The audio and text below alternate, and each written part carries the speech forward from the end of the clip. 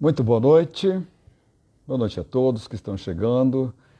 Eu sou Charles Gavan e estamos dando início a mais uma edição de nosso encontro quinzenal aqui no Espaço Afluentes. E esse é o Vozes Afluentes, uma excelente parceria feita aqui por este espaço com a editora Azougue, por conta de um projeto mais que especial chamado Cadernos de Música.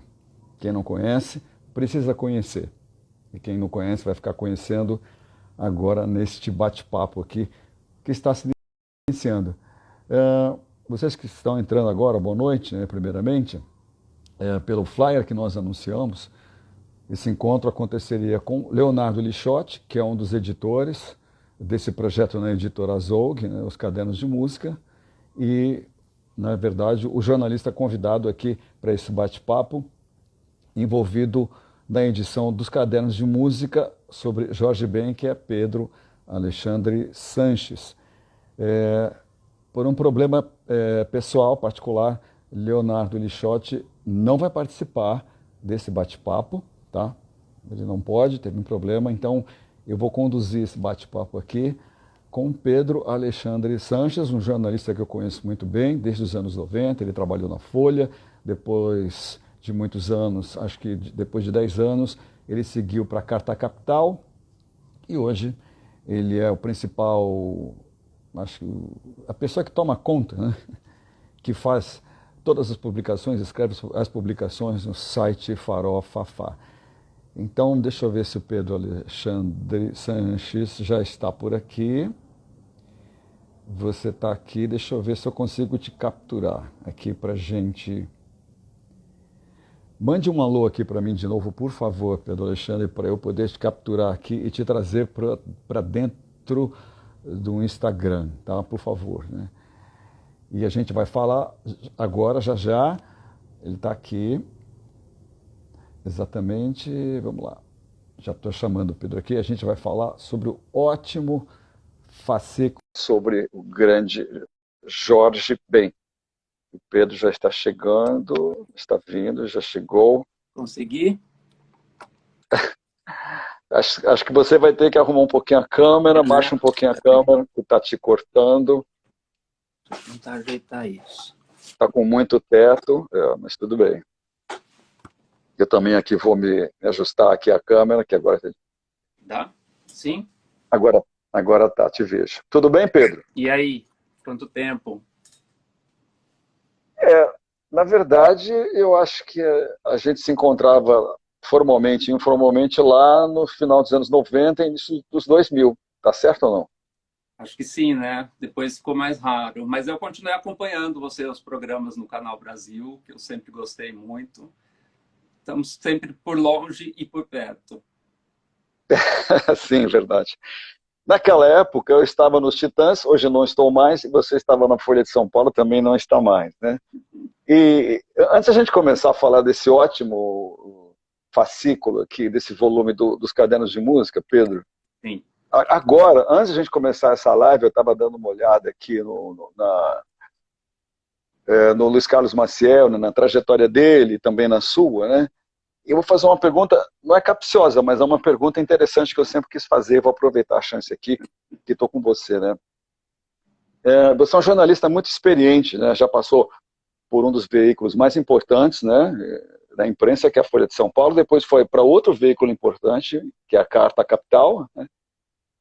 E, enfim, você é um jornalista importante, assim como outros jornalistas importantíssimos que eu conheço e que eu convivo hoje em dia aqui no Rio de Janeiro, né? E você está em São Paulo. O que aconteceu assim na mídia escrita, principalmente, acho que também na mídia televisiva, que jornalistas profissionais tão experientes, né, acabaram migrando para a mídia independente, que é o seu caso. O que você acha disso, por favor? É complexo isso, viu, Charles? Mas, assim, não posso negar que a questão política está por trás, né? Porque, assim, É? os jornalistas que queriam acalentar posições mais progressistas lá pelo início dos anos 2000, daí por diante, Uhum. eu não fui demitido da Folha, eu saí por minha livre vontade, mas assim, existia um ambiente político que estava cada vez mais desconfortável, eu diria, É mesmo? para mídia, para a grande mídia, que hoje não é mais grande mídia também, né? Ela própria é um tipo de veículo independente, porque as relações mudaram Sim. tanto, é uma coisa tão avassaladora. Mas, assim, eu lembro, eu saí, não sei se é o caso de entrar nesse tipo de detalhe, mas eu saí da Folha em 2004, um pouco antes Uhum. de eu saí acho que em dezembro, algumas semanas antes tinha rolado, não sei se as pessoas, todo mundo conhece esse termo, mas no jornalismo se chama passaralho, que era demissão em massa de jornalistas, né? E Sim, geralmente sim, isso sim. acontecia todo final do ano, sempre eram os funcionários menos lá do topo, digamos assim, que eram sacrificados. E esse ano foi muito estranho, porque um monte de editor foi demitido. E eu me lembro do ombudsman da época, Marcelo Beraba, e eu encontrei com ele num corredor, ele falou: a Folha de São Paulo vai perder muitos jornalistas nos próximos anos. Eu não entendia do que ele estava falando. E só que assim, era aquilo, o PT ia entrar no poder dali a pouco, o Otávio Aham. Frias, que era um dos donos da Folha, chegou a fazer uma palestra para a redação toda, falando que a gente ia viver a travessia do deserto. Outra coisa que eu também não entendi direito no primeiro momento, mas sei lá, Sim. por alguma intuição, por sei lá o quê, e também por eu me considerar um cara mais à esquerda, embora acho que eu nem fosse tanto assim, quanto eu escrevia na Folha, eu tentei Aham. esse passo de migrar para a Carta Capital, que também não é um veículo de esquerda ou qualquer coisa. Acho que não existem veículos de esquerda na grande mídia. Mas, assim, tinha lá o Mino Carta, que era um cara que se alinhava mais com esse outro lado, brigado com todo o resto da mídia. Era um, um jogo de xadrez ali muito maluco. E eu fui, e assim, isso correspondeu a esses anos todos em que a internet foi tomando conta, Sim. os meios tradicionais cada vez ficaram menos convincentes ou atraentes, né? Assim, olha o que nós estamos fazendo agora. Então, eu teria que te entrevistar aí na sua casa ou alguma coisa assim para fazer uma matéria da Folha. Agora a gente conversa assim.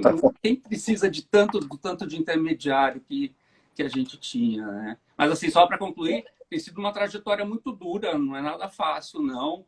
Eu, como um monte de gente que eu conheço, muita gente da minha geração, gente mais velha, mais nova, mais velha também, caiu fora da grande mídia e teve que se reinventar, ou não se reinventou, não conseguiu. Eu mesmo acho que eu estou ali no meio do caminho, meio uma hora eu consigo, outra hora não consigo, mas assim, deixou de fazer sentido aquela estrutura do jeito que ela é. E isso acontecia na sua área, né? Eu estava cobrindo quando isso estava acontecendo nas gravadoras, quando as gravadoras Sim. estavam ruindo.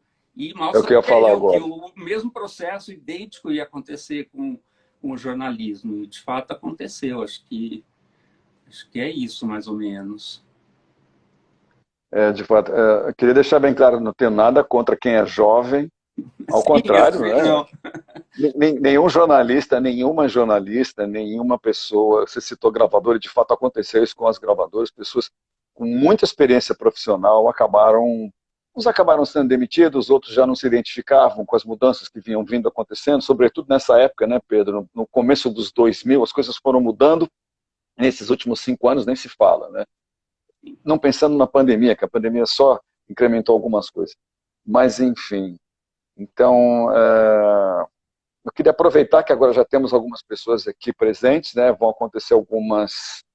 Boa noite a todos, boa noite, Marísia, vários amigos aqui estão nos visitando. Queria aproveitar que a gente agora já está com um número de pessoas aqui nesse bate-papo, Pedro. Só vou explicar para todo mundo que está aqui o que é o Afluentes, para as pessoas também saberem, né? Que espaço é esse, e a gente segue falando dos cadernos de música, tá bom? Pode ser?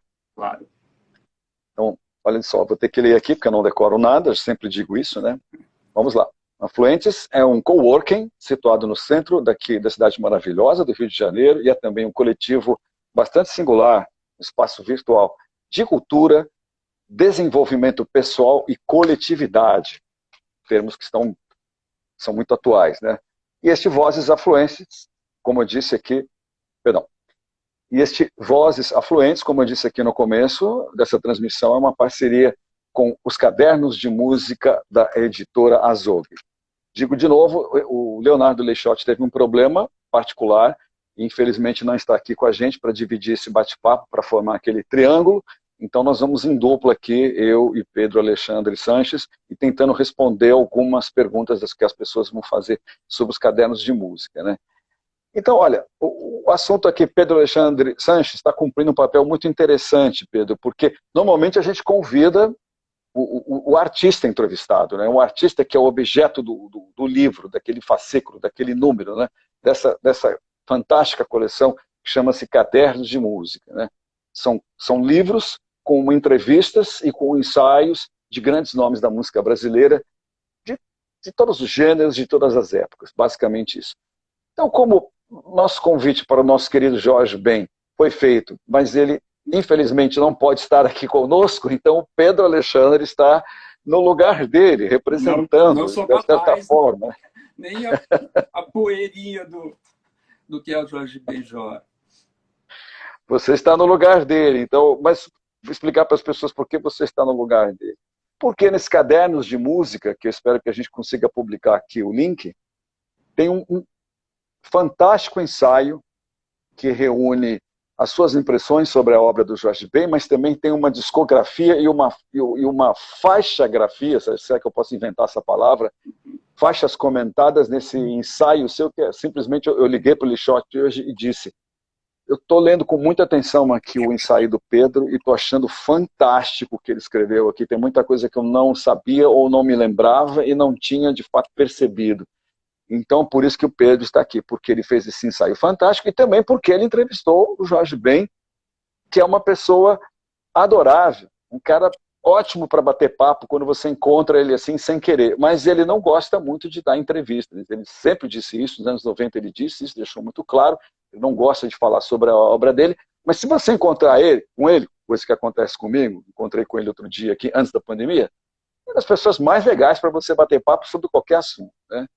Então, Pedro, já vou te perguntar o seguinte, deixa eu abrir minha pauta aqui, que é o seguinte, vamos lá, então vamos direto ao que interessa, né? Você já havia entrevistado o Jorge Ben alguma vez antes? Já tinha algumas vezes, em situações sempre adversas, não é tranquilo entrevistar o Jorge Ben, pelo menos das experiências que eu tive. Eu devo ter entrevistado ele, sei lá, umas 4, 5 vezes ao longo dessas décadas todas. Eu me lembro de uma, não sei mais qual que é a primeira, mas teve uma que eu fui lá para Barra, onde ele morava, num condomínio lá, fiquei esperando ele muitas horas, não lembro quanto, mas foram muitas, e ele chegou com, como chama aquilo, de taco de golfe, ele estava jogando golfe. E aí, assim, é o que você acabou de falar, ele é muito arredio, muito difícil de ir, não embarca nas perguntas que a gente faz, sabe? Então, ele tem o ritmo dele, pelo menos a impressão, que a experiência que eu acabei tendo com ele, nas vezes que eu tive oportunidade. Só que essa da Trip, eu não sei o que aconteceu. Foi em 2010, para ter uma ideia, eu conto isso na entrevista, ela foi feita dentro do avião na ponte aérea de Rio-São Paulo. Eu reli ela agora, que o caderno está saindo, pensei, como é que deu tempo de conversar tanta coisa nos 40 minutos da ponte aérea, né? E só que assim, você vê, ele vai no ritmo dele. Tem hora que ele responde o que você pergunta, tem hora que não. É assim, espetacular. Você deve ter muita coisa para contar, convivendo com ele, assim, de artista para artista, porque ele tem umas coisas que eu nunca vi em ninguém, sabe? Que não é corriqueiro, não é? E ele respondeu, ele falou muita coisa naquela entrevista. É uma coisa é raro.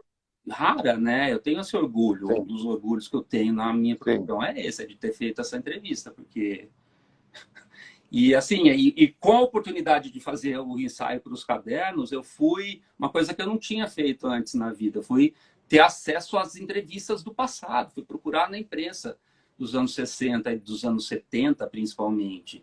E ele é aquela coisa, é muito raro, disperso, mas ele sempre fala coisas espetaculares, assim, não é? Ele tem uma fama de malucão, né? Assim como Tim Maia tinha, outros artistas, mas assim, parece que é mesmo. Mas, assim, ele fala coisas extraordinárias ao mesmo tempo. Eu coloquei várias aspas de entrevistas antigas dele no ensaio, porque eu ia Sim. encontrando elas falando, caramba.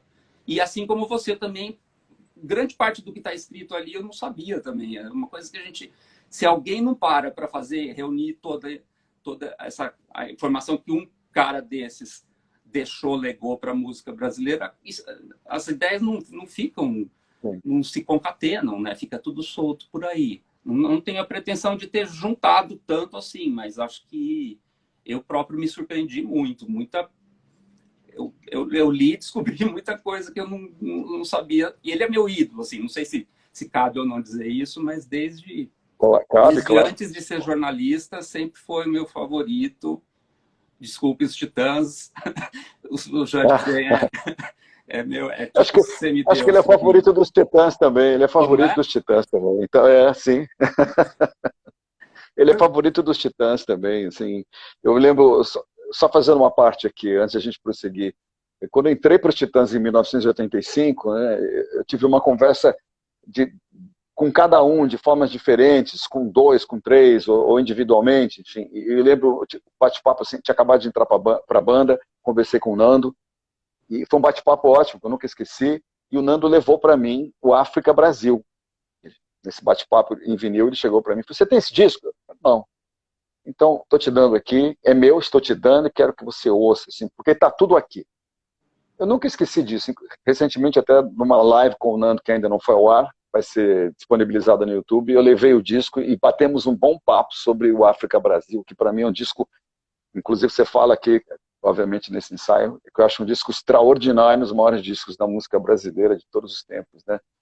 Mas, assim, voltando para o Jorge Ben, eu acho que, assim, o teu ensaio tem uma coisa tão legal, Pedro, que é o que você falou, tem pesquisa de entrevistas anteriores, e eu aprendi a gostar de entrevistas antigas com Tarek de Souza. Tarek de Souza, que é um dos maiores jornalistas da música brasileira, se é de concordar comigo, Totalmente. ele trabalhou comigo no Som do Vinil. O Som do Vinil tem 17 anos, o Tarek trabalhou 14, 15 anos comigo no Som do Vinil. Então, aprendi muito com ele. Aprendi a fazer uma boa pauta, aprendi a fazer uma boa pergunta, até escrever melhor, né? Já escrevia, mas depois né?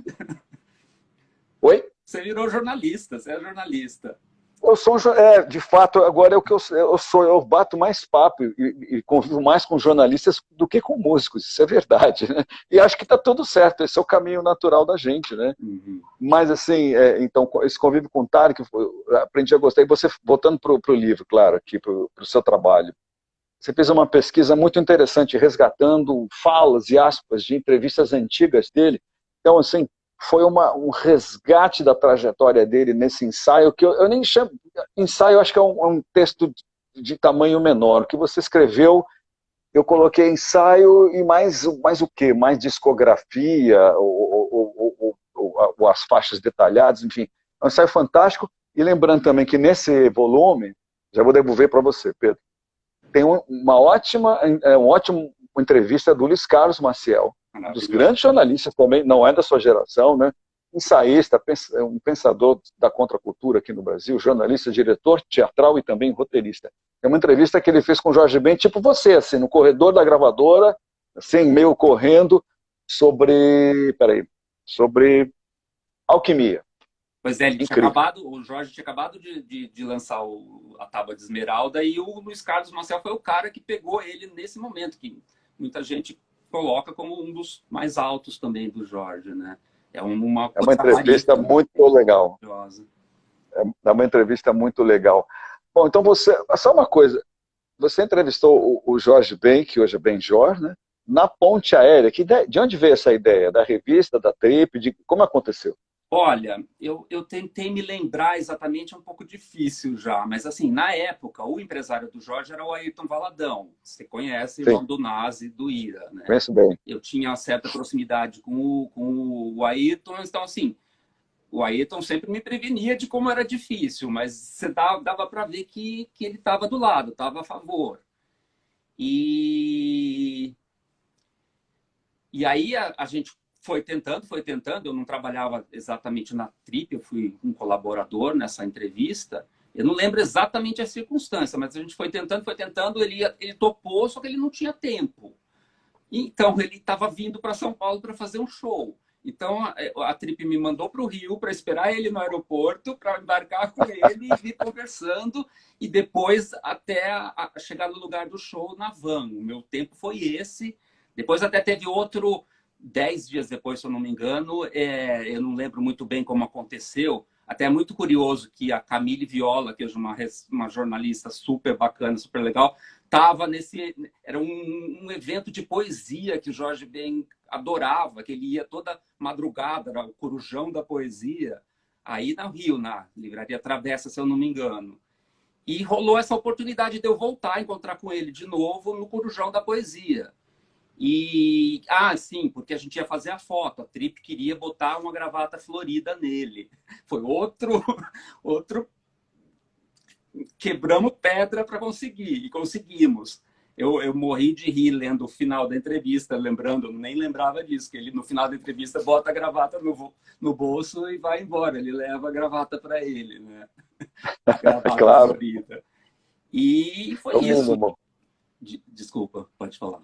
Não, é o mínimo, levar a gravata embora, é o mínimo, né?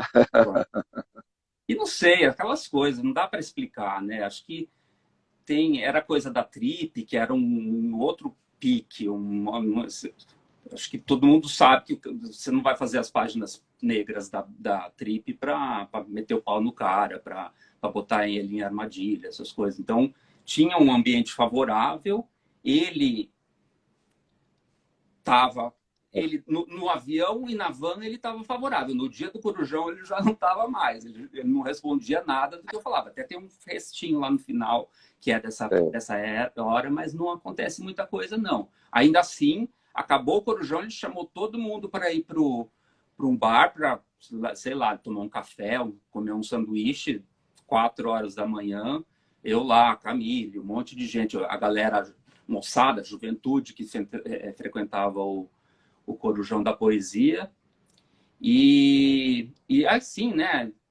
São coisas inexplicáveis. Ele sempre foi o meu ídolo, mas eu nunca falei isso para ele. Então, eu fui lá timidamente, tentando comer pelas beiradas. Eu não poderia dizer que o santo bateu, que ele gostou, mas, sei lá, de alguma maneira ele falou muita coisa. Ele foi muito generoso, muito...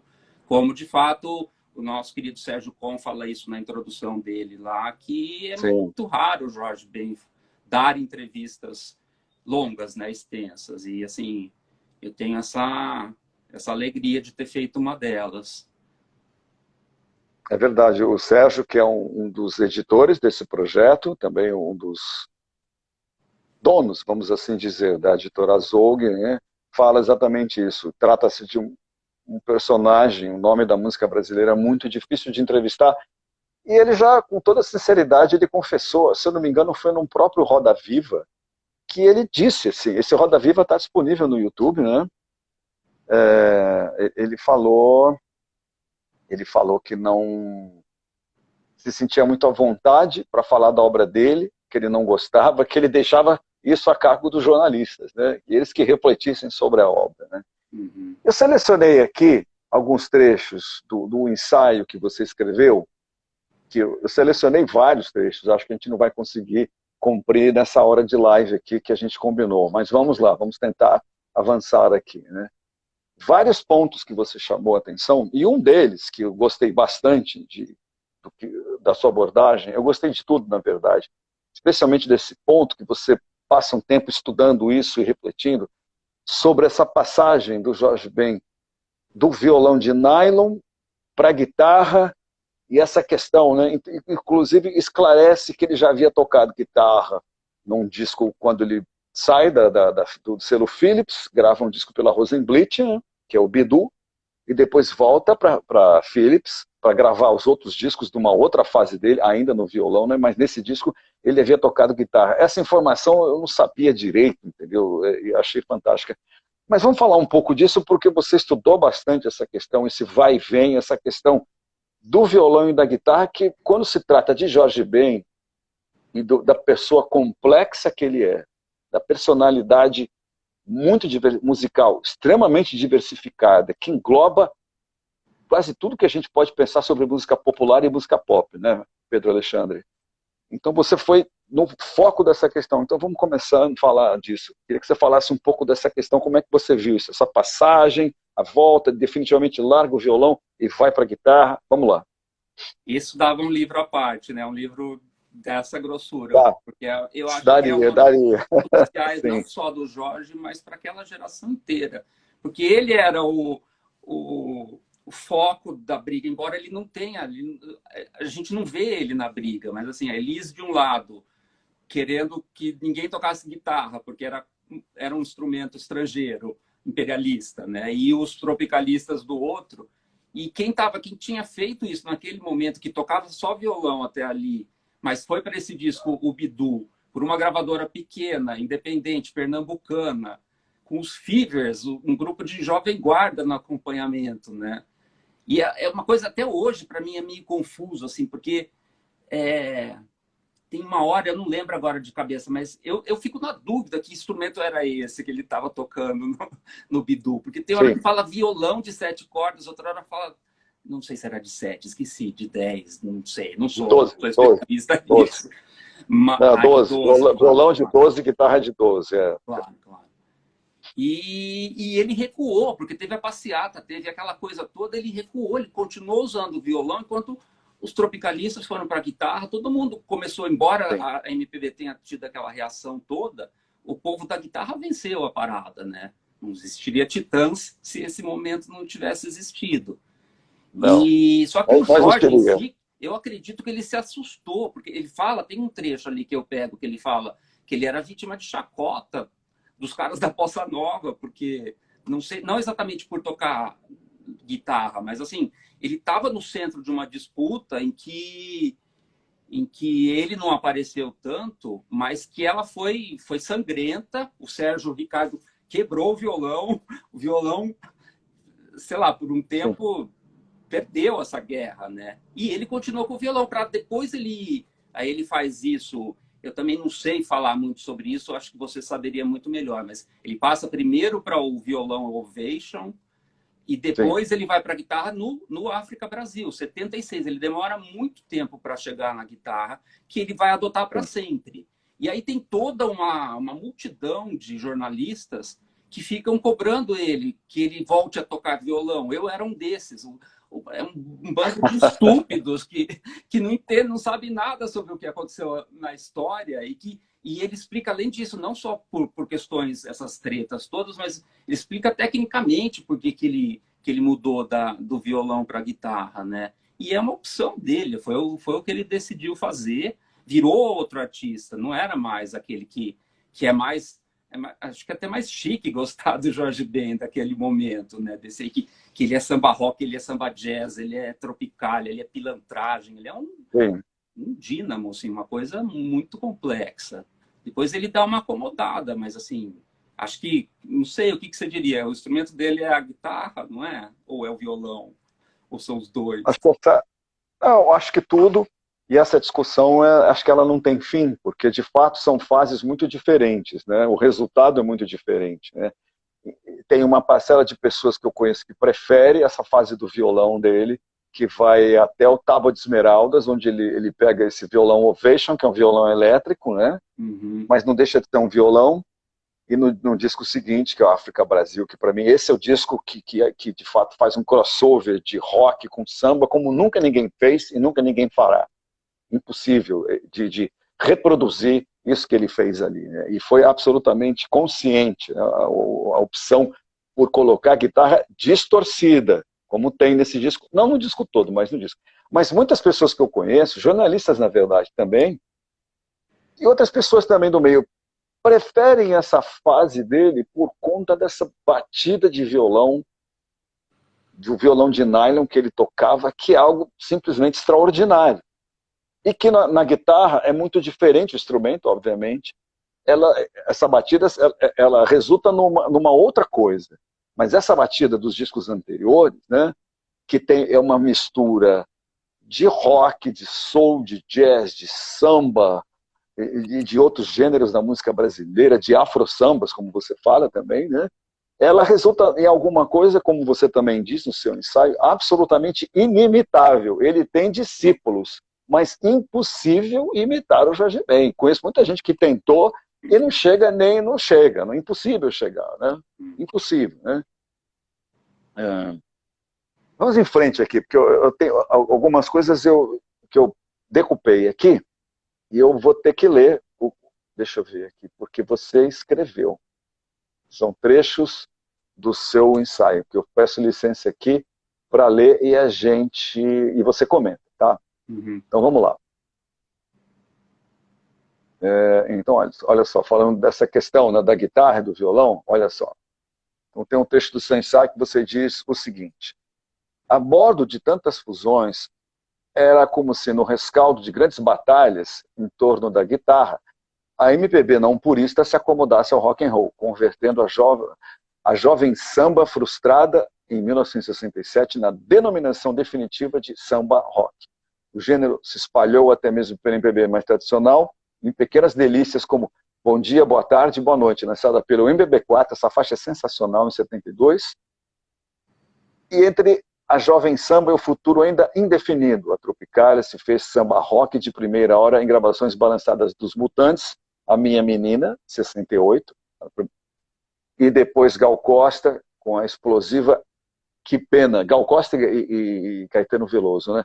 Vou falar um pouco, então, desse período, porque, de fato, ele foi absolutamente abraçado pelos tropicalistas, né? Sim. Vamos lá. É curioso, estudando isso, eu acho que tem muito fio desamarrado ainda, sabe? Porque é um pouco diferente do que eu imaginava, assim, o Guilherme Araújo que uniu eles, né? Porque o Guilherme Araújo queria também empresariar ele empresariava o Gil, Caetano, a Gal, todo mundo. Sim. E aí o Jorge Ben, como ele fala antes, ele foi proibido de tocar no fino da bossa da Elis Regina, porque ele estava tocando guitarra no programa da Jovem Guarda, no programa do Roberto Carlos. A coisa era a tal ponto, era igual hoje, a polarização que se fala tanto, né? Ele foi proscrito do fino da bossa, logo em seguida o Jovem Guarda acabou, e ele não tinha, ele foi para os Estados Unidos, ele foi morar lá em 66, se não me engano. Quase esse pedaço maravilhoso que eu descobri, ele falando numa entrevista que ele quase foi enviado para o Vietnã, que ele voltou para o Brasil porque ele ia ser soldado do Vietnã, né? Conta essa passagem. É muito louco isso. É muito boa. Conta. Estrangeiro nos Estados Unidos, o pessoal gosta muito de mandar para a guerra. Para isso que servem claro que tudo bem, não é assim. Um monte de músicos incríveis viveram lá nessa época aqui do Brasil, mas o Jorge, o Tim Maia, o destino deles, se eles ficassem lá, não era ser ícones do jazz, né? Acho que era mais provável que eles acabassem no Vietnã mesmo. Muito maluco. E aí, peraí, me perdi no minha linha. Não, ele fala, eu vou te ajudar. Ele fala que, nas aspas que você abriu, perdão, ele diz assim, como era residente nos Estados Unidos, e lá a política era mandar residentes para a guerra, e eu, na condição de estrangeiro e negro, ia ser o primeiro a ser convocado. Então, eu voltei para o Brasil logo. Ficou a mula, graças aos deuses todos, né? Porque para nós, assim, olha o que... Mas, assim, ele é um desses caras que passa por lá, e lá tá aquela coisa, tá? Os direitos civis, tá? O Black Power, tá pelo menos, assim, o começo daquela onda, né? Assim como o Tim Maia, o Tony Tornado, esses caras negros que passaram por lá, eles trouxeram isso. E o Jorge Ben foi sempre muito esperto, muito inteligente em abordar esses assuntos de um jeito que não se percebia. Porque, tipo, o Simonal, os outros caras faziam agressivamente, né? O Simonal tentou peitar a luta racial no Brasil e deu tudo errado, porque era uma ditadura, porque os caras não iam deixar mesmo, né? Agora, eu digo assim, se o Simonal não tivesse caído em desgraça, o Simonal era o principal intérprete do Jorge Ben, se ele não tivesse caído em desgraça tanto com a direita quanto com a esquerda, a pilantragem teria triunfado. Teria emplacado, teria teria triunfado. Boa. andado ali junto com a Tropicália, com as outras vertentes, e o Jorge Ben hoje seria conhecido como pilantragem, porque veio dele, sei lá quanto por cento daquilo. Ele era um dos... junta César Camargo Mariano com Jorge Ben, imagina. É uma junção muito louca, né? Outra coisa que eu nunca tinha me tocado foi perceber fazendo esse texto. O Trio Mocotó, que é outra coisa que é um dos momentos favoritos de todo mundo na obra do Jorge. O Trio Mocotó copia o esquema da pilantragem. É o coro masculino. É o único momento da história do Jorge que ele tem um coro exclusivamente masculino, que era o que o César, os caras do Som 3 faziam também com o Simonal. Faziam. E essas coisas foram ficando esquecidas, porque elas não viraram a corrente principal, né? Mas ele, com essa habilidade que ele tem de transitar por tudo, ele foi passando, e assim, é outra coisa que você pode dar aula pra gente, assim, por que os roqueiros piram tanto no Jorge? Porque, olha, eu penso tanto sobre a carreira dele, eu nunca consegui entrevistar para o Som do Vinil, não foi possível. Tentou, bastante. Tentamos, todo ano a gente tenta. E ele educadamente está dizendo, estou viajando, estou na Flórida, estou fazendo show, a agenda nunca bate, assim. E está tudo certo, né? Mas a reflexão, como você falou, né, os nós ficam soltos ainda, a gente não está, aliás, não está desatando esses nós estão atados aí. Né? E me lembro pensando nisso. E você tocou num ponto muito interessante, porque esse momento da música brasileira dos anos 60, que é a pilantragem, que não é uma invenção, mas talvez eu diria uma ação do Carlos Imperial, que é um cara muito atento à música brasileira, um empresário, né? Que vê que a música brasileira ali, depois da bossa nova, entre a bossa nova, o samba jazz e a MPB, existe um lugar para a música, existia, né? E existe ainda, um lugar para a música brasileira onde as coisas podem ser tocadas de um jeito mais malemolente, mais balançado, mais relaxado, para dançar também, com esse, mais livre também, com esse swing bem brasileiro, como o Simonal chamava, né, nos shows ao vivo, com champignon, né? Champignon era um item naquela época mais caro, chique, né? Se tem champignon é porque é melhor, porque é mais caro. Era mais swing. O Simonal dizia isso. E essa ideia de uma música brasileira vinda do samba e da bossa nova, misturada com soul, com rock, com jazz, dentre outras coisas, que é o Jorge Ben, ele é tudo isso, né? Vem dele. Então a pilantragem nasce dele, né? Essa leitura do cara. Só que, por alguma razão, acho que aí você pode explicar melhor. O nome pilantragem, o gênero pilantragem, que hoje muito pouca gente conhece, ele não colou no Jorge Ben, né? Apesar dele ser praticamente um cara que forneceu os fundamentos dessa ideia, né? Mas não colou, né? Por que será, hein? Mas eu acho que não colou por esperteza, por sabedoria até dele, porque se tivesse colado, ele ficava associado ao Simonal e ele andou por ali, ele transitou, ele foi da Tropicália, que era o lado mais progressista, para fazer uma música que chamava Brasil Eu Fico, que era concordando com o slogan ame-o ou deixe-o. E ele declarou, né, que ele ia ficar e que quem não quisesse que vá para... Não falava puta que pariu, mas a rima era essa. Loucura. E outra coisa, o Imperial é o agenciador disso, mas eu acho que é uma coisa mais complicada, mais complexa, porque quando começou o problema das guitarras, da MPB universitária, com a Elisa à frente, rejeitando a entrada da guitarra, a Jovem Guarda, que era guitarra por excelência, ela queria se adaptar, ela tentou inventar a Jovem Samba, que seria a vertente acústica do Iê, Iê, Iê, da música de guitarra. Então, e o Jorge Ben é o cara que escreve e que canta a música da Jovem Samba. Essa música está no Bidu, que eles estão tentando emplacar um novo movimento híbrido ali, que seria Jovem Samba. Como não rolou, se o Simonal tivesse cantado essa música, talvez tivesse falado, mas foi só o Jorge. Jorge não era o bam das paradas, né? Nunca foi, na verdade.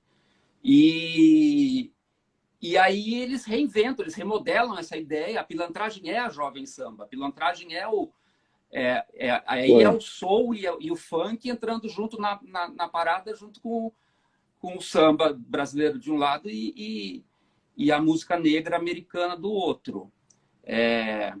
Eu vou indo e às vezes eu esqueço para onde eu estava indo. Não sei mais onde eu ia. Não, a gente está falando por que ele não colou na pilantragem. Né? Acho que é uma longa discussão, como você está apresentando. Eu queria falar uma coisa. Você já entrevistou o Antônio Adolfo nos seus programas? Sim. Esse cara é um dos elos perdidos. Ele era o outro o artífice da pilantragem. Eu fui entrevistar ele uma vez, sei lá, uns 5 anos atrás, e comecei a puxar o assunto da pilantragem com ele. Ele falava assim, pilantragem não tem importância nenhuma, ele aproveita, sabe? Mas é porque, assim, aquilo ficou tão colado no Simonal, ficou tão pejorativo, por razões, óbvio, o nojo, a ditadura, a tortura e tudo mais, mas acho que também por racismo, por preconceitos e tal. E tanto é que o Antônio Adolfo e o Jorge Ben, todo mundo, não quiseram ficar ali. Era um terreno minado, era um terreno que ia explodir bomba ali, né? E o Jorge foi brilhante. Ele não caiu no erro também de ficar na Tropicália e de virar o mascotinho do movimento que, de alguma maneira, era um concorrente da pilantragem, sabe? Eu acho, assim, que a pilantragem era a versão negra da Tropicália, e a Tropicália era a versão branca da pilantragem. Claro que com muitas diferenças de temática e tudo mais, mas assim, eles estavam propondo que a música fosse para frente, né? Que não ficasse lá no banquinho e violão, na coisa toda da herança da bossa nova. Interessante, porque a gente tem falado bastante sobre tropicalismo nos últimos tempos, né? Não tem como não falar. Você escreveu um livro sobre tropicalismo, sim ou não? Sim e não, porque era um livro jovem, de um jovem que falou muita bobagem, algumas coisas legais. Mas escreveu, né? Bobagem também. Mas tudo bem, eu também já fui jovem, já falei coisas que hoje eu não falaria, né? Mas você escreveu, então, bom, só para dizer que a gente fala bastante do tropicalismo, mas de fato a pilantragem, que foi um gênero importante nessa história evolutiva, né? Depois da bossa nova, que surge o que hoje se chama, né, o que a imprensa cunhou com o termo MPB, e vem nesse intervalo a pilantragem. E tem um cancioneiro dentro desse gênero, né, que pouca gente conhece, né, Pedro? Muito interessante. Você citou Antônio Adolfo. Eu tentei puxar esses assuntos com o Antônio Adolfo sobre a pilantragem. Ele até fala sobre a brazuca, assim, mas não fala com muito entusiasmo, assim. É como assim, olha, isso é a minha interpretação, né? Eu sou muito próximo a ele e respeito as posturas profissionais dele. É como se fosse uma passagem na carreira, sabe? Assim, um músico de jazz que, em um determinado momento da carreira, foi para o rock, mas depois voltou para o jazz, assim, que aquele momento exigiu, e o mercado exigiu, ele fez jazz rock, mas no fundo, o que ele sempre quis fazer e continuou fazendo era jazz. Isso aconteceu com muita gente, né? Então, com o Antônio Adolfo, que surge de dentro da bossa nova, dos grandes nomes da bossa nova, passa por esse momento aí. Samarina é dele, do Tibério Gaspar. Samarina talvez é sim um dos grandes hits da pilantragem, né? Sem dúvida nenhuma. Além de Eu Quero Mocotó, que é do Jorge Ben, né? Que é defendida pelo Simonal, não é isso? Não, festival, é pelo Erlon Chaves. Erlon Chaves. Só uma parte aqui, para quem não conhece. Essa música é muito maliciosa. Não é? Eu Quero Mocotó, naquele contexto, é extremamente malicioso. Eu lembro disso, né?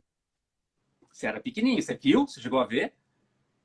Eu me lembro desse termo, Eu Quero Mocotó, porque ele emplacou, e essa malícia brasileira, né, essa sensualidade, que até hoje parece que não pode mais fazer isso. A gente encaretou tanto no Brasil que essa coisa sugestiva do Brasil, né, falar sobre uma coisa, um assunto quase sexual ou sensual, né, fala de um jeito malicioso, acho que a melhor palavra é malícia. A malícia perdeu muito espaço na música brasileira para outras coisas, né? Para outras formas de falar de sexo, mas essa malícia que Jorge Ben tinha, que Simonal tinha, isso é próprio da época. Então, eu lembro dessa música Eu Quero Mocotó, tinha umas pessoas, né, que não gostavam, achavam assim indecente. Esse era o termo. O que quer dizer, né? basicamente, na linguagem do macho hétero, né? Assim, eu quero uma mulher gostosona para mandar ver. Basicamente era Uma isso que ele está bunda dizendo. grande, com uma Uma bunda bunda grande, bastante uma mulher só. uma volumosa, né? Uma gostosona, né? E, de fato, hoje eu acho que isso não emplacaria ou emplacaria de uma outra forma, né? Mas está Seria aqui, de funk fato, o grande. carioca hoje em dia. Assim, De algum jeito é, né? agora, Eles que fazem, agora cuidam dessa parte. vamos em frente aqui, porque tem aqui uma. Estão me pedindo aqui para a gente.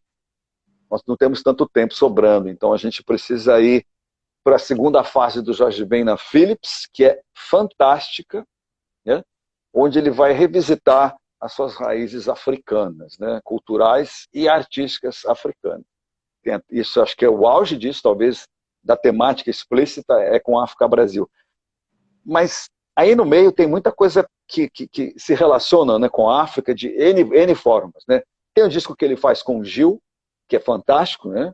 Se não me engano, uma ideia do André Midani. Tem Força Bruta. Me ajuda aqui, eu não estou com a Negro é discografia dele na lindo, cabeça. Negro é Negro é lindo, lindo, isso. Fio Maravilha, Taj Mahal, né? Só clássico. Só clássico. Falar um pouco, então vamos lá. Você que é o dono da bola aqui, Pedro. Falar um pouco dessa fase dele em que ele entra em contato direto, né, com uma defesa, assim, uma luta do racismo na medida do que era possível naquele tempo, né? Lutar contra o racismo. E ele fez isso de uma forma enfática. Você pega as letras, os discos, né? Tá enfático ali. Numa época que praticamente parecia que racismo no Brasil era uma coisa assim, não existe tanto. Racistas são os norte-americanos. Nós não somos. Até hoje esse discurso, né? Não, eles são mais racistas do que a gente, o que é um absurdo. Claro que não, né? Vamos falar um pouco disso, Pedro, dessa fase dele? Olha, isso foi uma mina de descobertas para mim, porque acho que essa questão está muito latente agora, né? É uma das pautas centrais de tudo, acho que do mundo inteiro, não de um ou outro país. E a gente não percebe, isso nunca foi, quero dizer assim, por conta de a gente estar nesse momento em que se fala tanto de racismo, de homofobia, de misoginia, todas essas questões, reavaliar o que era feito ali por essas óticas me parece muito interessante. E quando eu fui fazer isso com a questão racial no Jorge, encontrei uma militância, como você falou, ferrenha dele, só que muito esperta novamente. Ele falava do zumbi, ele falava do que tinha acontecido na época que zumbi estava vivo. Ele fingia que não estava falando do presente, até porque estava brabo de fazer isso. E isso é uma coisa que ele fazia e que as escolas de samba faziam, né? As escolas de samba foram também um baluarte de luta contra o racismo, falando de Maria Antonieta, de Tiradentes, dessa galera toda. E o exemplo máximo no Jorge, eu acho que é esse, é o zumbi, as mãos, o algodão branco sendo colhido por mãos negras e o senhor de engenho sentado assistindo, né? É o retrato do Brasil que existe até hoje, na verdade. E acredito, eu não sabia dessas coisas quando eu fui entrevistar ele, não fiz nenhuma pergunta a respeito disso. E acredito que se perguntasse, ou se um dia você perguntar, ele vai ensaboar. E aí, tem alguma coisa de ingênuo nesse cara? Não tem nada de ingênuo nesse cara. Ele se colou ao Mano Brown, logo que o Mano Brown virou uma referência, uma referência da luta negra mesmo, né? O Mano Brown idolatra o Jorge a ponto de o filho dele chamar Jorge e da filha chamar Domênica, sendo que a esposa do Jorge chama Domingas. E ele faz várias músicas chamando a Dominga de Domênica. Então, assim, e ao mesmo tempo, aquela música que os Racionais estão entre os primeiros artistas que botam sampler do Jorge Ben nas músicas deles e bota a música Fim de Semana no Parque, que é um pedaço da música do Bidu, né? Desse disco que a gente estava falando agora há pouco, que era o disco roqueiro perdido no tempo. O Mano Brown e os caras, os Racionais, cantaram isso no ar. E essa música tem o Netinho de Paula junto. Como diria, tá na moda hoje, uma coalizão de personalidades negras. O Jorge Ben sempre no bastidor. Acho que ele cantou com os Racionais em algum momento. Mas foi muito de passagem. A relação deles não é para mídia, né? Não é para o holofote. Não. Não. E tá lidando com isso o tempo todo. Eu não sei, para mim, poucas pessoas devem conhecer o Jorge, o que ele é na vida individual dele, mas eu acredito que ele é um cara que combateu muito o racismo nessa vida, na própria carne, mas também pro país em que ele nasceu. Sei lá se eu estou viajando. Eu gosto de... Acho que o Jorge é muito mais inteligente. Ficou muito tempo aquela coisa, ele é um talento espontâneo, ele erra as letras, ele erra umas palavras. Tudo aquilo era um jeito de diminuir um pouco ele, né? A gente gostava dele, apesar de ele não ser o Caetano, nem o Gil, nem o Chico Buarque, de não ter aquela sofisticação discursiva e tal.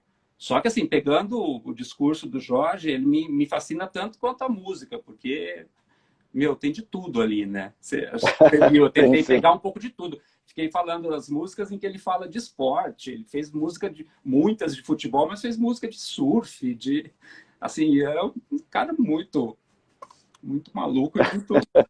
É verdade, é verdade. Tem uma pergunta aqui, aliás, um pedido aqui da Cláudia Roquete Pinto, dizendo: vocês podem falar um pouquinho sobre essas coisas importantes que ele disse? Eu estou procurando uma declaração que ele deu aqui, que eu achei muito interessante. Pouca gente sabe que ele fez seminário, né? Fez o quê? Desculpa? Seminário, né? Ele é seminarista. Sim. Então você pergunta aqui, né? Para ele aqui, eu vou ler a pergunta e vou ler o que ele disse. Aqui você pergunta se ele gostava do seminário, né? O seminário passa a ideia de ser uma coisa muito rigorosa, né? Aí ele responde, aspas para o Jorge Ben: era rigoroso total, mas tinha uma aura. Quando você voltava para o povo, você sentia, mudava tudo, era um distúrbio lá dentro do seminário, né? Era uma calmaria, falava-se baixo, sem palavrão, cumprindo ordens, você tinha acesso aos livros para rezar, para cantar no coro gregoriano, aquelas coisas mais bonitas. Eu rezava missa em latim e também fui coroinha. Essas aspas são dele.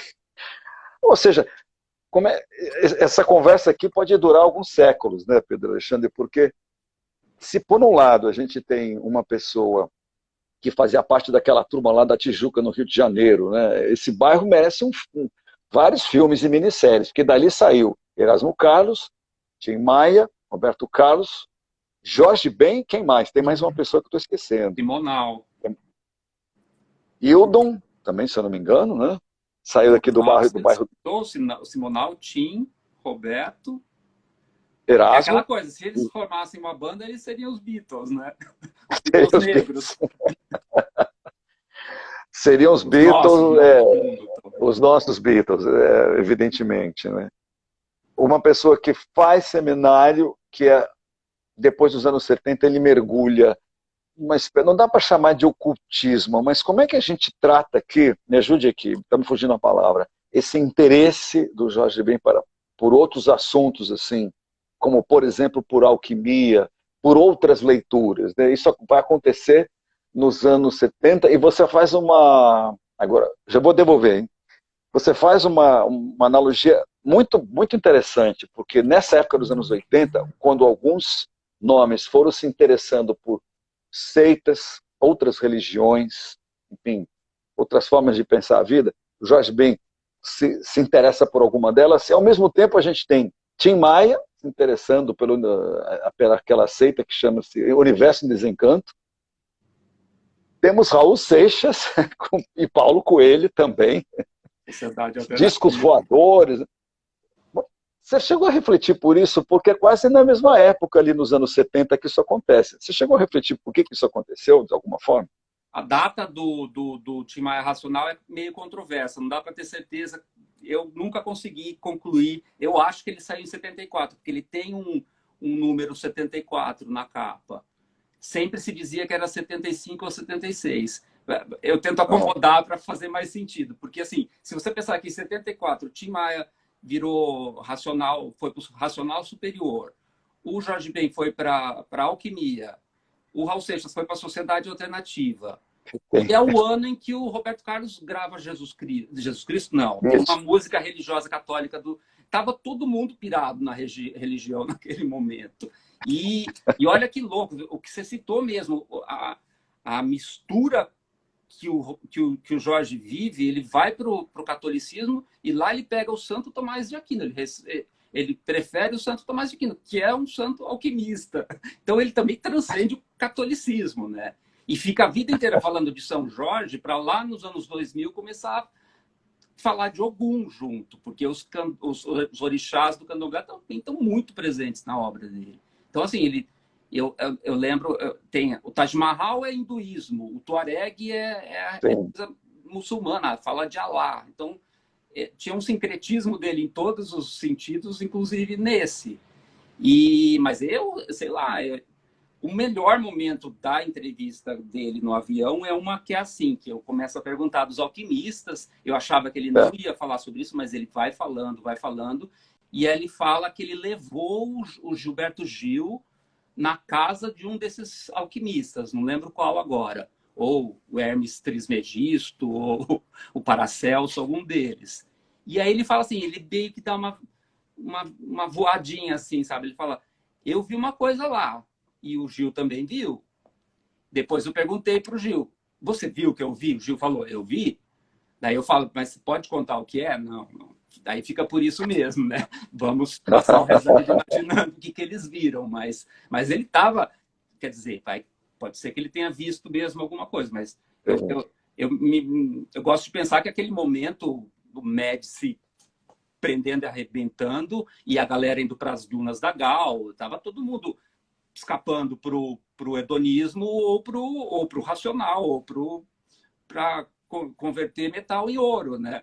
Que foi a modalidade do Jorge. E, ao mesmo tempo, é mais complexo, porque uma hora, numa das aspas que eu peguei, ele fala que o avô dele era Rosa Cruz. Eu não sei explicar o que é Rosa Cruz, mas tá ligado com a alquimia, tá ligado com a maçonaria, um monte de sociedades secretas ali. É uma das sociedades, assim, é difícil definir, mais antigas que se tem notícia, né? O Rosa Cruz, que mistura saber, ciência com religião, assim, com maçonaria, né? É muito interessante. Eu vi também, eu não sabia disso, o avô dele foi Rosa Cruz, né? Isso é incrível, né? Ou seja, nos anos 70 é interessante, porque uma boa parcela da classe artística, de pessoas que a gente citou aqui, outras que a gente não está citando, mas assim, tem uma queda pelo misticismo, vamos chamar assim esses assuntos, né? Além de religiões, misticismos, né?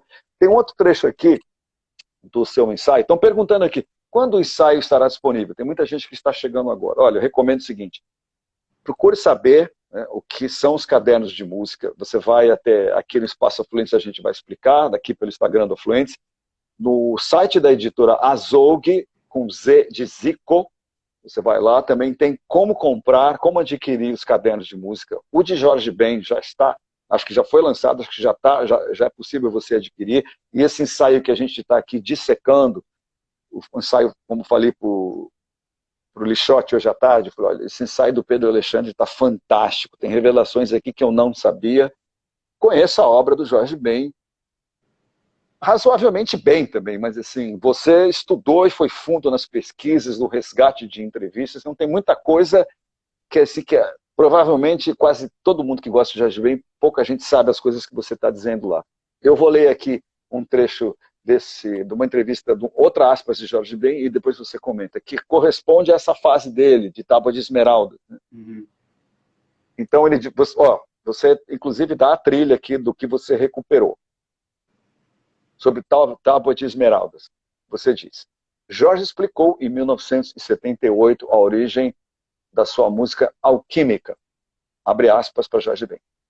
Uma coisa que sempre me fascinou, isso é genial, foram os vitrais de igreja. Certa vez, lendo sobre aquilo, encontrei referências aos alquimistas. Fiquei curioso e tendo o que encontrei sobre o assunto. Acho que eu digitei errado aqui, mas encontrei sobre o assunto livros velhos de meu avô, que era Rosa Cruz, como você falou, e que eu li com muito interesse. Cheguei mesmo a conversar com alguns filósofos franceses hermetistas, mas não me filiei a nenhuma seita. Ou seja, ele foi fundo, né? E esse dado do avô ter sido Rosa Cruz é simplesmente genial.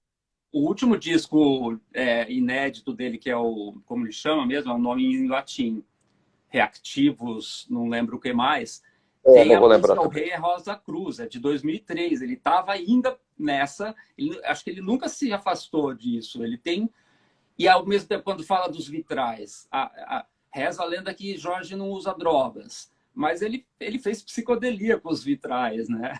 A música da Tábua de Esmeralda é psicodélica, assim como a do Tim Maia Racional também. Era aquilo, sei lá, uma catarse coletiva. Botaram alguma coisa na água do Brasil naquele momento. Não é possível. É verdade. As pessoas estão falando muito aqui, é porque a gente está falando já uma hora, tem gente que entra, tem gente que sai.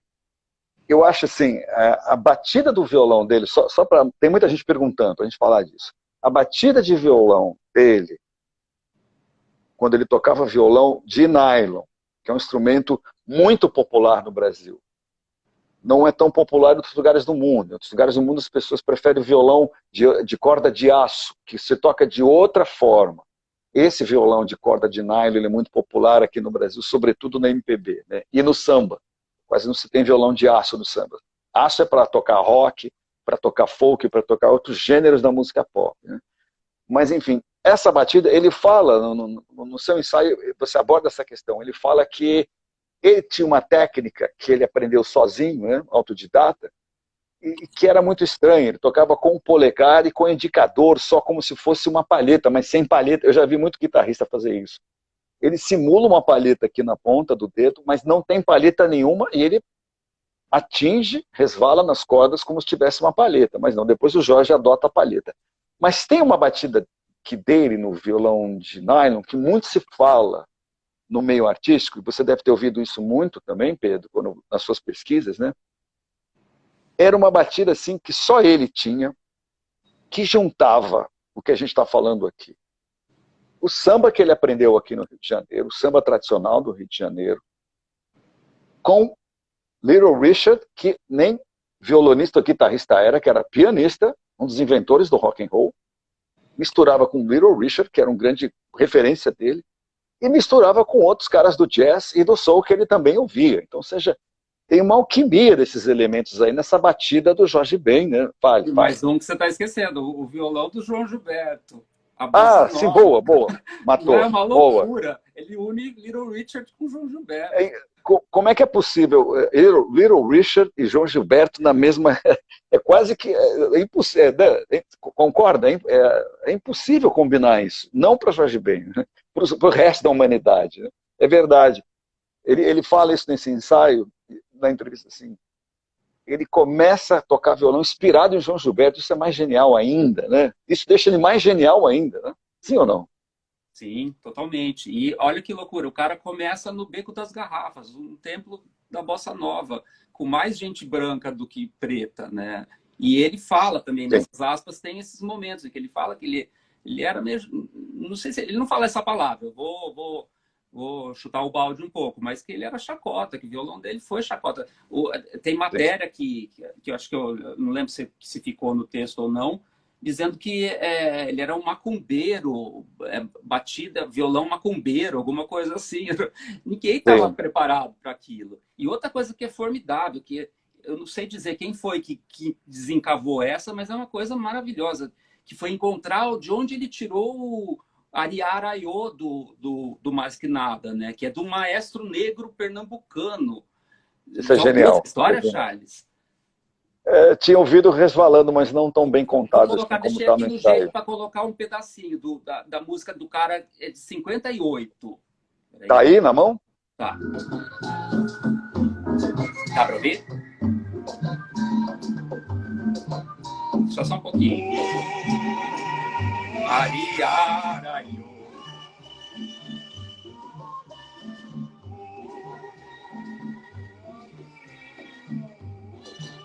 Então, assim, o Jorge ouvia... Não tinha Moacir Santos ainda, mas ele ouvia esse cara que é uma coisa perdida no tempo. Mal se sabe quem foi esse cara, José Prates. Um cara negro também, e que tocava, tem vários maracatus no disco.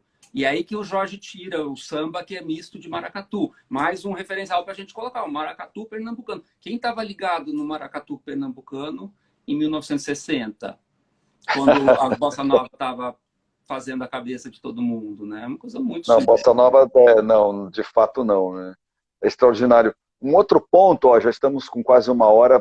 A gente pode ir mais um pouquinho, daqui a pouco, já já a gente termina, né? Para também não estender mais e Tá para as uma pessoas delícia ficarem, por mim. as pessoas ficarem com vontade de comprar o livro também. Tem um ponto que você aborda aqui, um ponto interessante para a gente dissecar aqui, que são as onomatopeias, né, dele. Os termos, assim, o léxico que você fala, o dicionário do Jorge Ben de palavras que ele vai inventando, e as onomatopeias que ele vai fazendo ao longo da carreira, assim, e que trazem uma marca pessoal para as composições dele, para os arranjos dele, mesmo trabalhando com grandes maestros, como foi o caso de J. Meirelles, né, do primeiro disco, né? Você dá toda a ficha técnica desse disco. Tipo, cumprimento por isso, porque isso é necessário, dizer com quem tocou, com quem gravou, quem é o baterista, Dom Romão, com quem está tocando com Fivers, quem é o arranjador, J.T. Meirelles, um dos maiores saxofonistas da Bossa Nova, tudo isso está nesse ensaio e nesse livro aqui, né? Mas você que estudou então, você aborda esse tema aqui no seu ensaio, né? Nas onomatopeias ao longo da carreira, os vocais as palavras, as combinações que ele faz, né? E cola na música dele, vira um refrão ou não vira um refrão. Vamos falar um pouco disso, Pedro. Começa no primeiro disco ele fala por causa de você, menina. E tá explicado na própria contracapa do disco. Dos 3 primeiros discos ele pronuncia assim, o C como X, porque ele tinha uma fã, eu não lembro se de 6 ou 4 ou 5 anos, que falava assim e ele cantava assim para agradar ela. Então aí foi a partida dele rumo a um tapete mágico e que ele pode pisar e que não vai cair, porque também, assim, acho que ninguém tem a audácia de dizer que o Jorge Ben é inculto ou que ele não conhece o português, porque não se trata disso, né? Mas aí ele vai fazendo, ele adequa as rimas ao bel prazer dele. O Galileu da Galileia sabe que um malandro que é malandro não bobeia para rimar com Galileia, né? O namorarado da viúva, ele não é um namorado, ele é um namorarado, porque tem que caber na música ali que ele na criou. métrica. E aí, assim, são inúmeros os exemplos, né? A música do Jorge, além de tudo, é um parque de diversão, né? Porque é muito divertida essa parte. As que ele canta em inglês, o Brother, assim, até hoje eu não decifrei o que ele quer dizer com aquilo. Olha, ele é o George Well, uma hora ele vira o George Well. George Well. George Well. Um outro lado, assim, que você abordou aqui, que eu conheci de perto, né, e o gancho é a faixa Charles Anjos 45. Quando essa música saiu, as pessoas no colégio faziam chacota comigo. Assim. Esse nome estranho que eu tenho, estrangeiro, né? Ele deu muito problema na infância. Tinha gente que não entendia, eu tinha que explicar, enfim. Mas as pessoas fizeram muita brincadeira quando essa faixa saiu, né? E anos mais tarde fui entender que faixa é essa. E existe uma gravação do Caetano com o Jorge Ben, de Charles Anjos 45, lançada em compacto. Está num trabalho que eu realizei com o Caetano Veloso. Eu acho simplesmente... O Jorge Ben toca nessa faixa, você deve conhecer, né, Pedro? Para mim, essa gravação do Caetano com o Jorge Ben é talvez um dos melhores exemplos do encontro da música brasileira com o que a gente chama de soul, né? De música black norte-americana. É um encontro do Caetano com ele. Essa faixa tem um jeito de tocar, um jeito de interpretar do Caetano. Isso é do começo dos anos 70. Essa faixa é fantástica, né? Então ela está aqui, ó. Você diz o seguinte, ó. Vou ler esse texto e vou passar para você. Já citei a gravação fantástica. Quem não conhece, procure ouvir. Pelo amor de Deus, faça esse favor. Vai ouvir Caetano e Jorge Ben cantando Charles Anjos 45. É extraordinária essa gravação. Há 2 momentos de apogeu na militância antirracista de Jorge Ben. O primeiro deles, inaugurado em 1969, com o samba de festival Charles Anjos 45. Que em seguida se desdobrou em Charles Júnior, em 1970. Como o antepassado dos raps de protesto, absolutamente, é isso aí. Charles Anjos 45 conversa com um homem que está na prisão, um protetor dos fracos e oprimidos, aí já a letra, né? Robin Hood dos morros, rei da malandragem, um homem de verdade, com muita coragem, que marcou bobeira e foi tirar, sem querer, férias numa colônia penal. Vai lá, devolvo para você. Vamos comentar também esse lado do Jorge Ben, essa face dele, de falar do morro, está falando aqui das injustiças sociais. Esse termo não existia nessa época, obviamente. Uhum. Mas hoje, traduzindo para a nossa linguagem, é disso que se trata aqui, né? De alguém que provavelmente foi para o crime, para o tráfico, vai saber qual, não era para estar lá, mas acabou tendo, ajudava a comunidade, né? Os próprios traficantes no começo aqui no Rio, Pedro, acredito que em São Paulo era assim também, lá no começo do tráfico de drogas, eles faziam uma coisa que não era permitida, obviamente era um crime, mas de alguma forma ajudava a comunidade, eram vistos como Robin Hoods, né? É disso que ele está falando aqui, né? Isso. Vai lá, Pedro, agora você.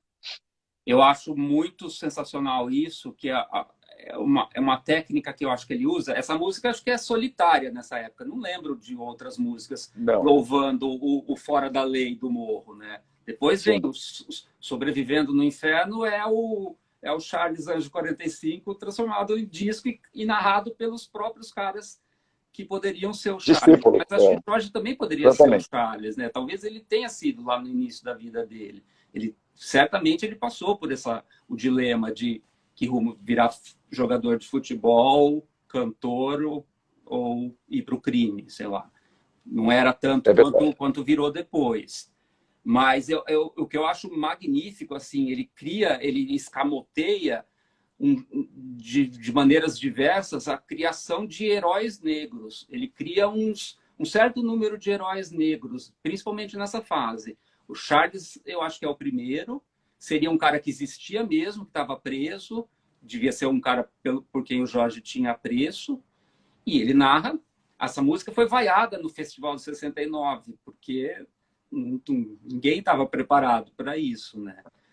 Depois, 2 anos depois, ele faz o Cassius Marcellus Clay, que ele transforma o lutador de boxe, Cassius Clay, num herói negro. Ele fala isso. Esqueci como ele fala do negro. Super-homem negro, alguma coisa assim. Ele eleva a figura do homem negro mesmo, no momento que podia fazer isso. E sei lá como ele faz essa brecha, né? Também não são músicas que viraram hits. Inclusive, essa história, você, de fato, recuperou lá na caixa do Caetano, essa gravação do Caetano cantando com o Jorge, fazendo vocalize no fundo, e o violão é do Jorge, né? Não é isso? E o Caetano canta de um modo completamente diferente do que o próprio Jorge cantava. Ele transforma aquilo num lamento, sei lá, uma coisa, é um canto de escravo mesmo, um canto de trabalho escravo, ao mesmo tempo que está falando que o cara é fora da lei, não é uma coisa espantosa. Tem outros, o Zumbi é outro herói negro, que depois virá para o Brasil. Eu quero ver quando o Zumbi chegar o que vai acontecer. Ele está vivo ainda. Ele está vivo. Zumbi não estava no passado, né? Zumbi estava por vir ainda. Ele deve, não sei como será que ele deve estar com 80 e tantos anos, mas ele tem motivos para se orgulhar de ver o que certas coisas que acontecem hoje em dia, esse levante do orgulho negro mesmo. E o Charles Júnior fala muito sobre isso. Ele não queria ser melhor nem pior do que ninguém. Ele queria ter o direito de viver livre, porque ele nasceu de um ventre livre no século XX, né? E quando ele nasceu 40 e pouquinho, não existia, o ventre não era livre, como de certa maneira ainda não é, mas era outro momento, muito mais complicado que o atual, eu acho, nesse sentido. E ele faz isso, ele cria uma galeria de heróis negros e de heroínas, porque tem as mulheres, não podemos deixar de citar elas, as musas dele. É um assunto delicado. Um tempo atrás eu estava conversando com uma garota jovem, de 20 e poucos anos, ela falando, eu sei porque que a gente foi falar do Jorge Ben, ela falou, eu amo ele, só que eu tenho problema porque ele é machista. Então, a gente está nesse momento, né, que todo mundo vai ter que passar por esse filtro, Sim. por essa peneira e vai cair. Não tem, o Jorge Ben cai também. Ele não tem, ele tinha lá uma cafajestice que era permitida na época. Ao mesmo tempo, era um cavalheiro, né? Ele não tem uma música Ele fala da questão física, do sex appeal das mulheres, mas ele é muito gentil com elas, muito, sei lá, a gente não pode falar sobre isso, são elas que sabem, se elas disserem que ele era um cafajeste. É difícil, é um ponto, esse é um ponto sensível, de fato, concordo com você.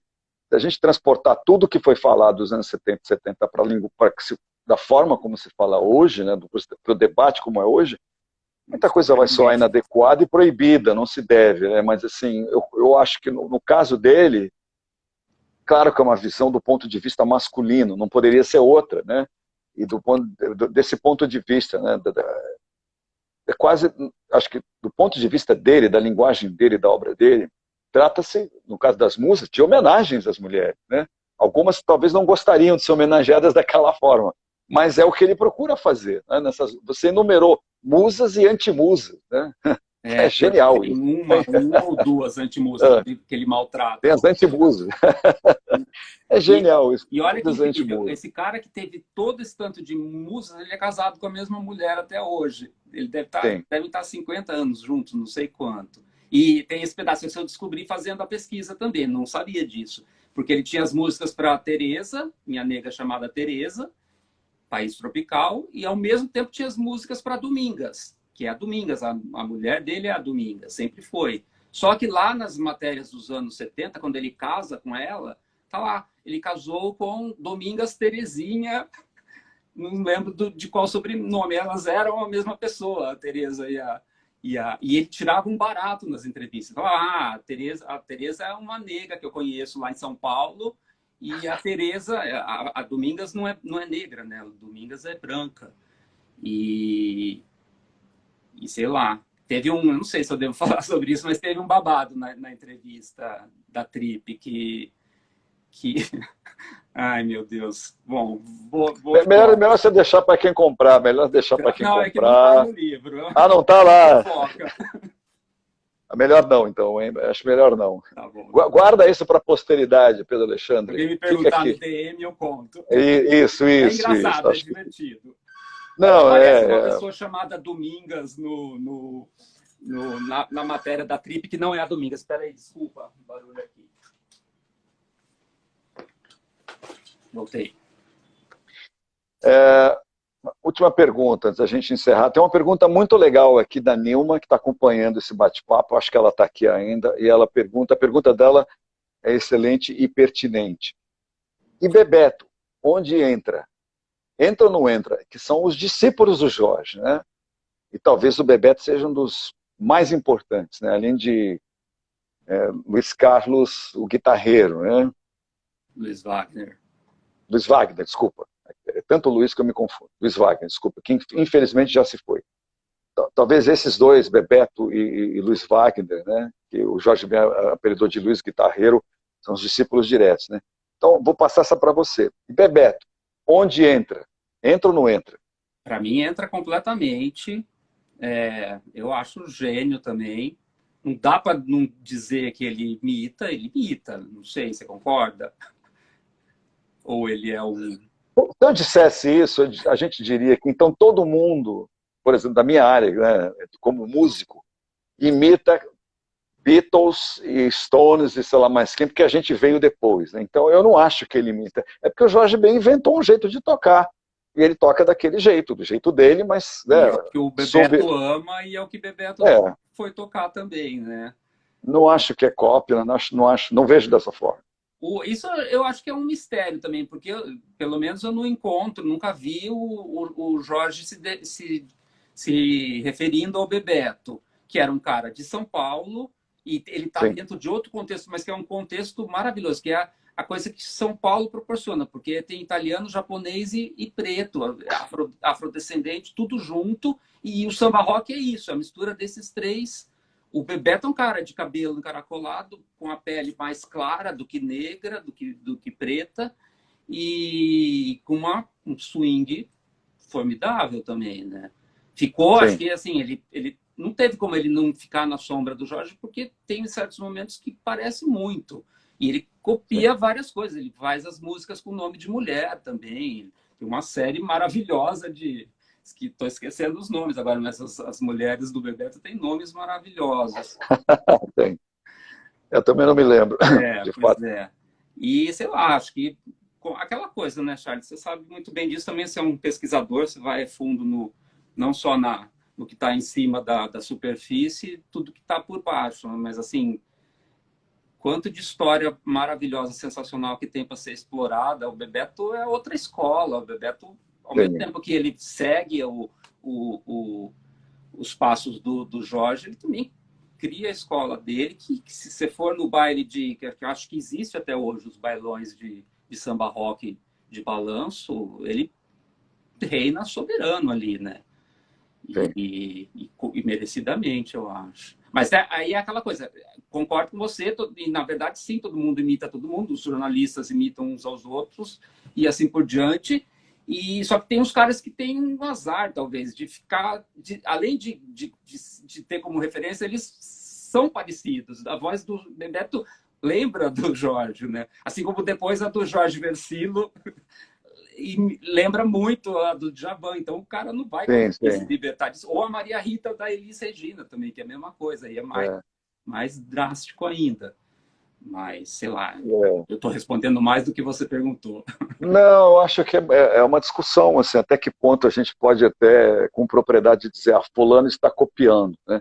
Partindo do pressuposto, né, todo mundo sabe que na música popular, na música pop, as coisas vão se transformando, né? Você parte de um ídolo, de uma influência, para fazer alguma coisa sua, né? É assim que funciona, né? Foi assim com o Jorge Ben, olhando para João Gilberto e fazendo do jeito dele, né? E acho que no caso do Bebeto, ele representa uma vertente do Jorge Ben, que em São Paulo chama samba rock, e aqui no Rio, como você fala no ensaio, chama sambalanço, né? Samba rock aqui no Rio é um nome que as pessoas não usam muito, não falam muito, mas em São Paulo ele é muito forte, né? Tem bandas disso, né? O Clube do Balanço, por exemplo, daí de São Paulo, que tem um trabalho excelente, é exatamente sobre isso. Um tipo de samba mais pesado, mais ritmado, mais swingado para dançar. É uma das vertentes do Jorge, né? Não tem só essa, ele tem trocentas, né? E o Bebeto se especializou nessa, assim. Acho que diferentemente do Luiz Wagner.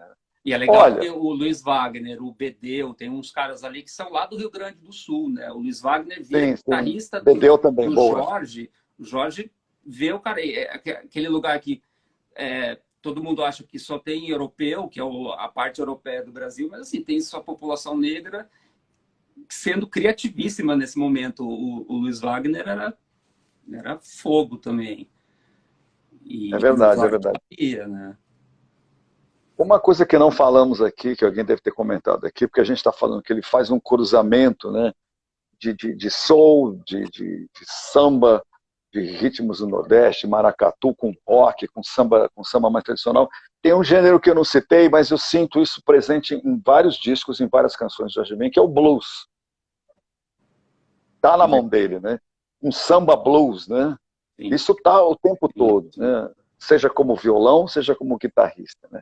É Isso aquela tem o coisa que tempo o todo. Caetano, a certa altura, falava, né? Que o Jorge Ben era o cara que nunca tinha composto uma música triste. E não sei se era uma provocação do Caetano, o que era, mas também não é verdade, porque o Força Bruta é o disco mais triste do mundo. Assim, ele está chorando É, o disco inteiro, né? E o lamento do escravizado mesmo, da herança. é Tem verdade. muito isso no DNA dele, eu acho. E já que você citou, tem a questão do samba, né? O samba acho que nunca considerou o Jorge Ben como um deles. Assim, É pelo menos estranho não isso, de uma não? forma completa. É muito estranho. E eu tive essa maluquice de fazer. Eu fui pesquisar quantas vezes o Jorge Ben falava a É, palavra samba. No começo ele se considerava um sambista. Tudo era. Ele falava os discos, tudo era todos os samba. primeiros discos têm samba no título. E aí acho que ele vai levando um chega para lá dos caras e ele vai se afastando também.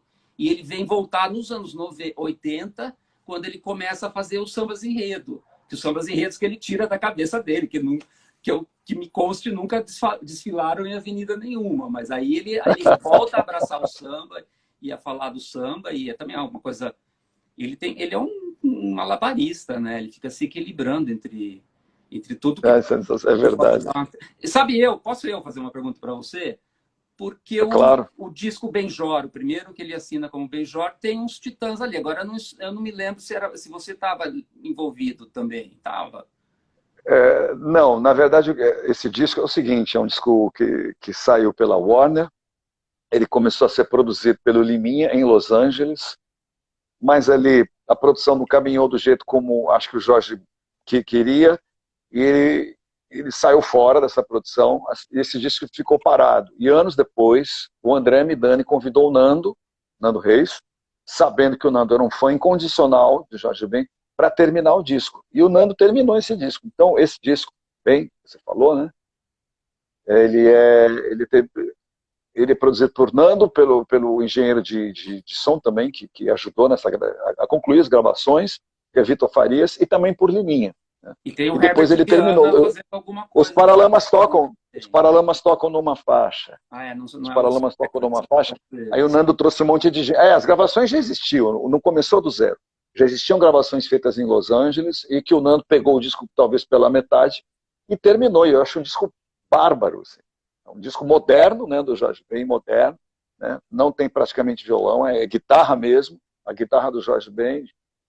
Enfim, então é isso. Eu não estava lá, mas o Nando estava. Assim. Enfim. Olha, 1h30 de bate-papo, eu tenho que encerrar. Nosso tempo já acabou. Queria agradecer muito sua presença aqui, Pedro Alexandre, que não. Acho que a gente não se falava por aproximadamente uns 20 anos, mas agradeço seu tempo, sua dedicação aqui ao nosso bate-papo. E